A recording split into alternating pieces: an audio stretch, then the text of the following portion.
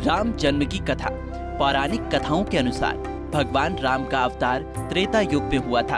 अयोध्या के राजा दशरथ ने पुत्रेष्टि यज्ञ करवाया और यज्ञ से प्राप्त खीर की दशरथ ने अपनी प्रिय पत्नी कौशल्या को दे दिया। कौशल्या ने उसमें से आधा हिस्सा कैकेयी को दिया। इसके बाद दोनों ने अपने हिस्से से आधा आधा खीर तीसरी पत्नी सुमित्रा को दे दिया।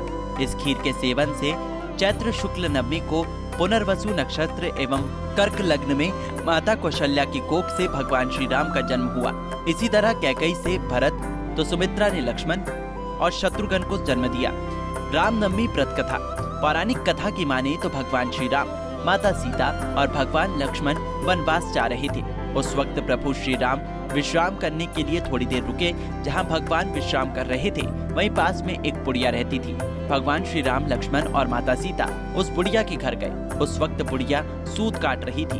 बुढ़िया ने श्री राम, लक्ष्मण और माता सीता का आदर पूर्वक स्वागत किया और उन्हें स्नान ध्यान करवाकर भोजन करने के लिए कहा।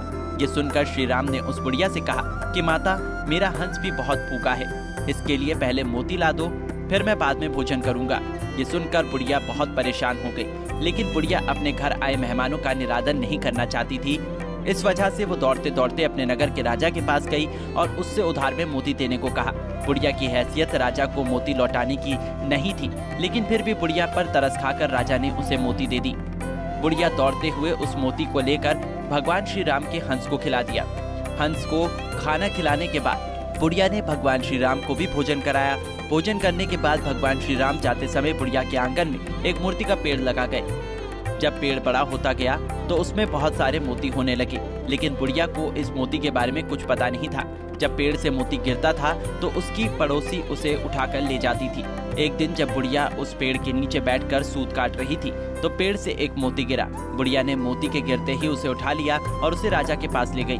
बुढ़िया के पास इतने सारे मोती देखकर राजा को बड़ी हैरानी हुई। राजा ने बुढ़िया से पूछा कि तुम्हारे पास इतने मोती कहाँ से आए? तब बुढ़िया ने अपने राजा को बताया कि उसके आंगन में एक मोती का पेड़ है।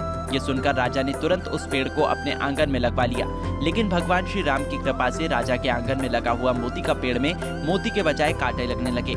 एक दिन उसी पेड़ का एक कांटा रानी के पैर में चुभ गया। रानी के पैर में कांटा चुभने के बाद उन्हें बहुत पीड़ा हुई। वो चिल्लाते चिल्लाते राजा के पास गई। ये देखकर राजा ने उस पेड़ को फिर से बुढ़िया के आंगन में लगवा दिया।